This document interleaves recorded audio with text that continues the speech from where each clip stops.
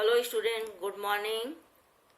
कल हम लोगों ने उत्पत्ति के आधार पर शब्दों के भेद पढ़ा, रचना के आधार पर भी शब्दों के भेद पढ़ा। आज हम तुम लोगों को प्रयोग के आधार पर शब्दों के भेद बताएंगे। ध्यान से देखना बेटा। प्रयोग के आधार पर शब्दों के भेद यहाँ दिखाई दे रहा है, ये बताया जाएगा। ध्यान से देखो। प्रयोग के आधार पर शब्दों के दो भेद होते हैं। प्रयोग के आधार पर शब्दों के दो भेद होते हैं। ध्यान से देखना, ये दिया हुआ है। विकारी शब्द, अविकारी शब्द। प्रयोग के आधार पर शब्दों के दो भेद होते हैं, जैसा यहाँ लिखा हुआ दिखाई दे रहा है। अब देखो, विकारी शब्द क्या है? जिन शब्दों के रूप में, ध्यान से समझना, जिन शब्दों के रूप में लिंग, वचन, काल, कारक आदि के कारण परिवर्तन होता है, वे विकारी शब्द कहलाते हैं। ध्यान से देखो। जिन शब्दों के रूप में लिंग, वचन, काल, कारक आदि के कारण परिवर्तन होता है, वे विकारी शब्द कहलाते हैं। विकारी शब्द चार प्रकार के होते हैं। विकारी शब्द भी चार प्रकार के माने गए हैं। सबसे पहले देखो, संज्ञा, सर्वनाम, विशेषण और क्रिया। संज्ञा, सर्वनाम, विशेषण और क्रिया को विकारी शब्द के अंतर्गत रखा गया है। अब हम देखते हैं इसका क्या अर्थ है। संज्ञा कैसे परिवर्तित होती है? संज्ञा का परिवर्तित रूप क्या है? संज्ञा सब्जी, एक वचन, और यही सब्जी शब्द जब बहुवचन में आता है तो यह शब्द क्या बनता है? सब्जियों। अर्थात दिखाई दे रहा है ना कि यह एक वचन के कारण, एक वचन था तो सब्जी और बहुवचन हुआ तो सब्जियों हो गया, यानी सब्जी शब्द में परिवर्तन हुआ, तो यह विकारी शब्द हुआ। आगे देखो, सर्वनाम। सर्वनाम का परिवर्तित रूप क्या होता है? तुम, एक वचन, तुम्हें, तुम्हारा, यह वचन के कारण, काल के कारण परिवर्तित हुए हैं, तो यह है विकारी शब्द। आगे देखिए, विशेषण। विशेषण का परिवर्तित रूप कैसा है? काला और काली। काला शब्द क्या है? पुल्लिंग रूप के लिए लगता है।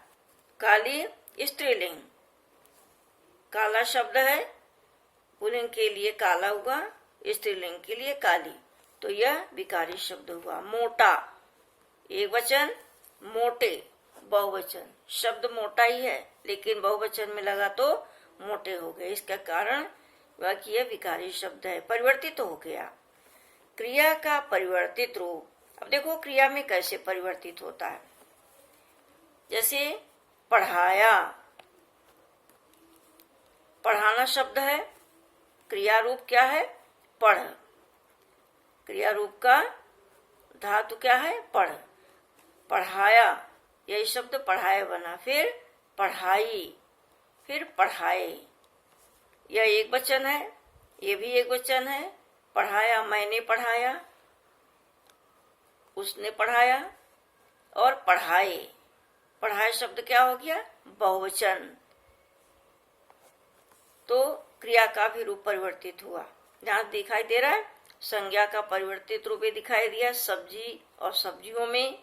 सर्वनाम का तुम, तुम्हें, तुम्हारा। विशेषण का भी परिवर्तित रूप है, काला और काली। मोटा, मोटे, एक वचन, बहुवचन। पढ़ाया, पढ़ाई, पढ़ाए, दिखाई दे रहा है। तो ये विकारी शब्द हैं चार प्रकार के। संज्ञा, सर्वनाम, विशेषण और क्रिया, यह है विकारी शब्द, जिनमें परिवर्तन होता है।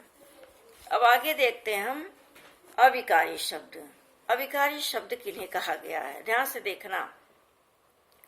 जिन शब्दों के रूप में, ध्यान से देखो, जिन शब्दों के रूप में लिंग, वचन, काल, कारक आदि के कारण कोई भी परिवर्तन नहीं होता, उन्हें अविकारी शब्द कहा जाता है।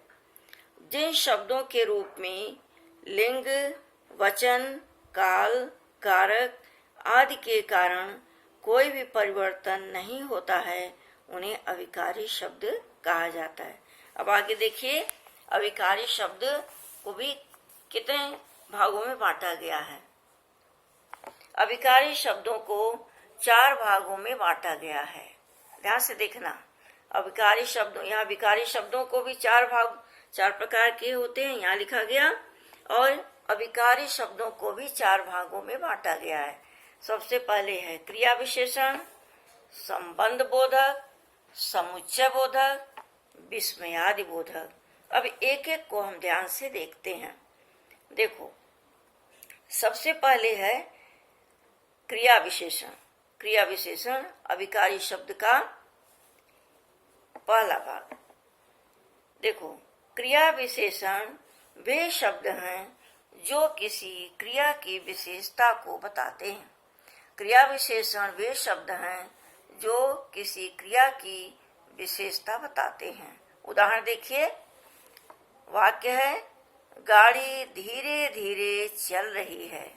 गाड़ी शब्द है, चल रही है। इसमें बताया गया चल रही क्या है, क्रिया रूप है, और यह कैसे चल रही है, धीरे धीरे। तो ये धीरे धीरे शब्द क्या है, क्रिया विशेषण शब्द है। ठीक है, क्रिया विशेषण वे शब्द हैं जो किसी क्रिया की विशेषता को बताते हैं। तो गाड़ी चल रही है, धीरे धीरे शब्द क्रिया की विशेषता बता रहा है। ठीक है, दूसरा देखो, संबंध बोधक। संबंध बोधक शब्द क्या है, ध्यान से देखिए। जो शब्द संज्ञा या सर्वनाम के बाद आकर उसका संबंध किसी अन्य संज्ञा या सर्वनाम से बताएं, वह शब्द संबंध बोधक है। ध्यान से देखना, जो शब्द संज्ञा या सर्वनाम के बाद आकर उसका संबंध किसी अन्य संज्ञा या सर्वनाम से बताएं, वह शब्द संबंध बोधक है। उदाहरण देखिए, लिखा है मोहन कमरे के अंदर है। जो शब्द संज्ञा सर्वनाम के बाद आकर उसका संबंध अन्य संज्ञा सर्वनाम से बताएं, वह शब्द है संबंध बोधक। मोहन क्या है, संज्ञा, कमरे के अंदर है। ये के अंदर शब्द बता रहा है कि मोहन कमरे के अंदर है। के अंदर शब्द क्या बता रहा है, मोहन कमरे में है। तो यह के अंदर शब्द हुआ, क्या हुआ, संबंध बोधक। मोहन के साथ कमरे का संबंध है, मोहन कमरे के अंदर है।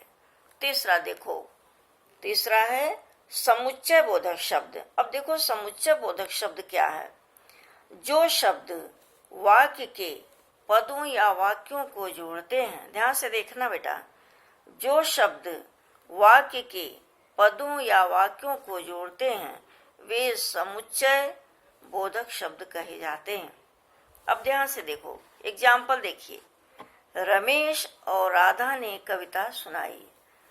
इसके बारे में क्या बताया जा रहा है, समुच्चय बोधक शब्द कौन है, जो शब्द वाक्य के पदों या वाक्यों को जोड़ते हैं उन्हें समुच्चय बोधक शब्द कहा जाता है। तो रमेश और राधा के बीच कौन शब्द आया है, और। तो यह और शब्द क्या है, समुच्चय बोधक शब्द है।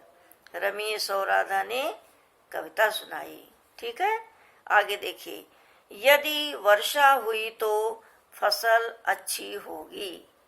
यदि वर्षा हुई तो फसल अच्छी होगी। यदि, यदि शब्द और तो शब्द दोनों क्या कर रहा है, ये वर्षा के साथ फसल को जोड़ रहा है। यदि वर्षा हुई तो फसल अच्छी होगी। तो यदि और तो शब्द क्या है, समुच्चय बोधक शब्द है। ठीक है, चौथा देखिए, विस्मयादि शब्द। विस्मयादि बोधक शब्द क्या है, अब ध्यान से समझ लो। अविकारी शब्दों को अव्यय शब्द भी कहा जाता है। अविकारी शब्दों को अव्यय शब्द भी कहते हैं। तो जो अव्यय शब्द आश्चर्य, हर्ष, शोक आदि भावों को व्यक्त करते हैं वे विस्मयादि बोधक शब्द कहलाते हैं। ध्यान से देखना, जो अव्यय शब्द आश्चर्य, हर्ष, शोक आदि भावों को व्यक्त करते हैं वे विस्मयादि बोधक शब्द कहलाते हैं। जैसे शाबाश, तुमने तो कमाल कर दिया। शाबाश जो शब्द है यह आश्चर्य, विस्मयादि बोधक शब्द है। समझ में आया? एक बार फिर से देखते हैं। आज हमने तुम लोगों को प्रयोग के आधार पर शब्दों के भेद बताए। प्रयोग के आधार पर शब्दों के दो भेद होते हैं, एक विकारी, एक अविकारी। अविकारी शब्द वे हैं जिन शब्दों के रूप में लिंग, वचन, काल, कारक आदि के कारण परिवर्तन होता है, वे विकारी शब्द कहलाते हैं। विकारी शब्द चार प्रकार के होते हैं, संज्ञा, सर्वनाम, विशेषण और क्रिया। ध्यान से देखो, अविकारी शब्द जिन शब्दों के रूप में लिंग, वचन, काल, कारक आदि के कारण कोई भी परिवर्तन नहीं होता उन्हें अविकारी शब्द कहा जाता है।